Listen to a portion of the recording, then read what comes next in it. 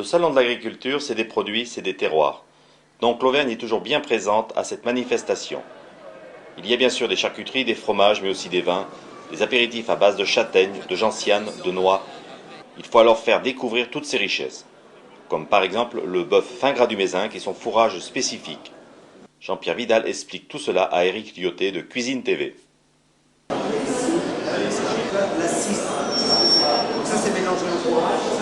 Aujourd'hui, c'est le porc de montagne qui est mis en avant grâce au partenariat Chambre régionale d'agriculture et TOC. Il y a Jean-Marc Pourchet, Aurélien Vidal, Jean-Pierre Vidal et François Chalut. Salade de jarret, de porc de montagne, vinaigrette, au citron confit et gingembre. C'est une recette de qui? Jean-Luc Sanguillon. Mise en place des portions pour la dégustation et distribution à un public connaisseur. Le porc de montagne est une marque déposée qui existe depuis 8 ans. Elle regroupe 1600 producteurs en France, cela donne 700 000 porcs par an, élevés suivant un cahier des charges draconien. Préparé avec une touche d'exotisme, le jarret Playboy. Les toques sont présentes sur le salon à raison de 2 chefs par jour ou plus, avec chaque fois des produits travaillés selon des recettes originales. Des lentilles, vertes du Puy ou blondes de Saint-Flour, du charolais, de l'agneau du Bourbonnais, de la Salers, des volailles fermières et des produits bio, une nouveauté pour 2008. Et on parle encore du jarret. Ils sont bien le gingembre, hein? Ouais.